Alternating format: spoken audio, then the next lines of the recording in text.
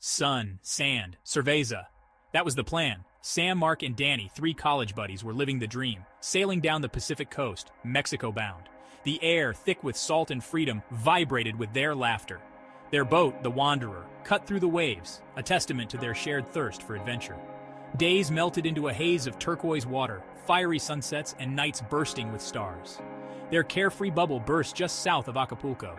A sudden storm, a rogue wave, and the Wanderer was crippled, tossed around like a toy.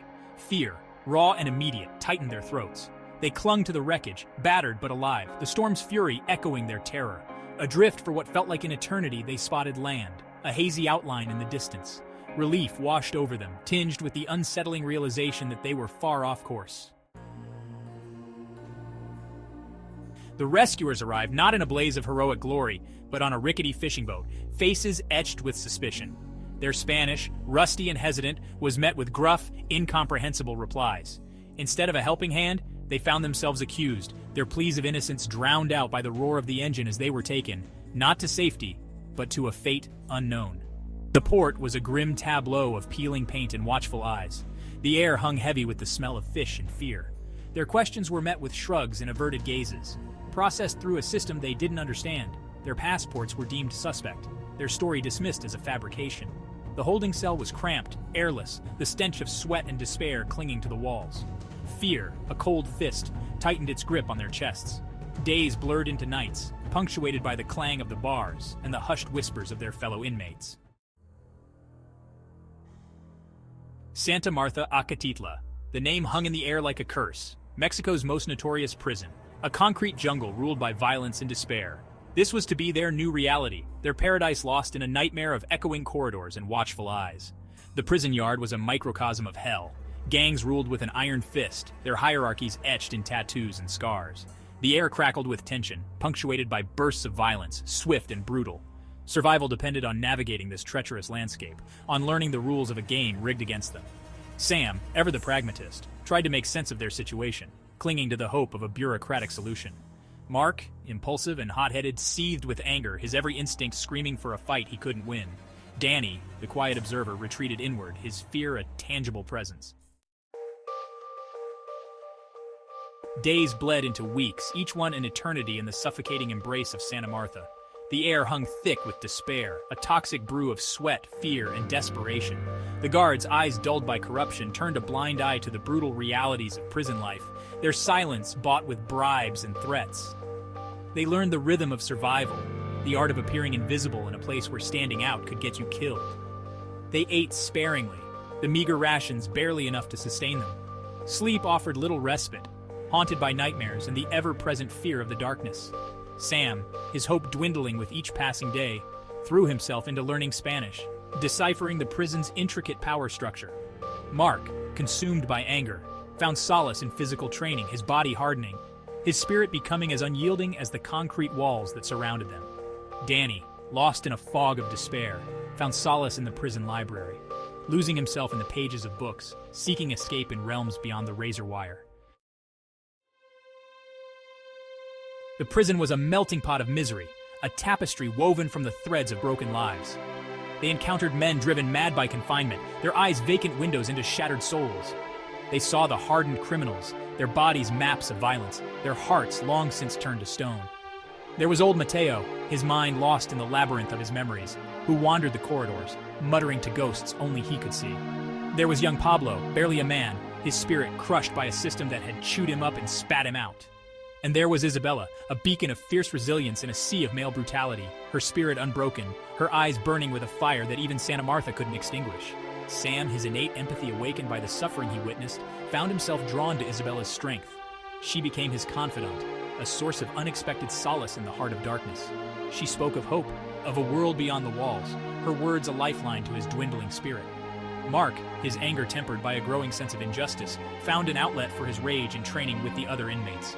He learned to fight, not just for himself, but for those who couldn't fight back. He became a protector, a shield against the worst excesses of prison life.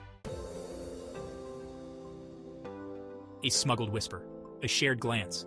The seeds of a plan, fragile as hope itself, began to take root. Isabella, with her connections and her steely resolve, became their beacon, guiding them through the treacherous labyrinth of prison politics. They observed, they learned, they planned. Every detail scrutinized, every risk assessed. The stakes were impossibly high, the margin for error razor thin. Failure wasn't an option, not when the alternative was a slow death within the suffocating embrace of Santa Martha.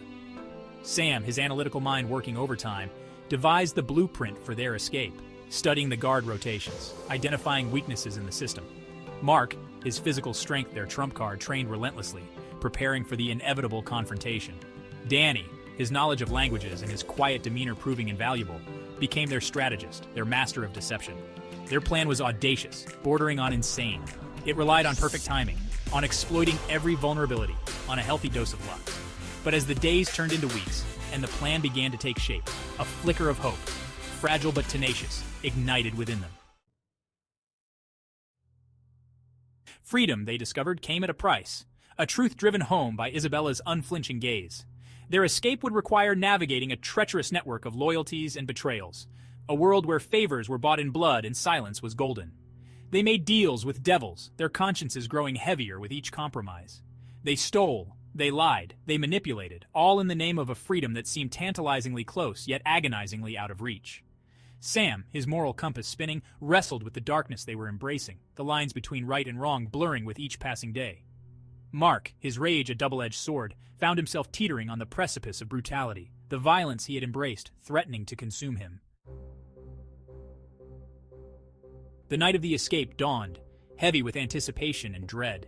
The air crackled with tension, the silence broken only by the distant barking of dogs and the beating of their own hearts. It was the culmination of months of planning, of risks taken and sacrifices made. The plan, a symphony of coordinated chaos, unfolded with agonizing slowness. Each heartbeat an eternity, each breath a victory. They moved like phantoms through the shadows, their nerves stretched taut, their senses heightened to a razor's edge. Sam, his mind racing, orchestrated their movements, his voice a hushed whisper in the darkness. Mark, a coiled spring of adrenaline and fear, cleared a path, his strength their shield against the unexpected. Danny, his knowledge of the prison's inner workings their lifeline, guided them through a maze of corridors and hidden passageways.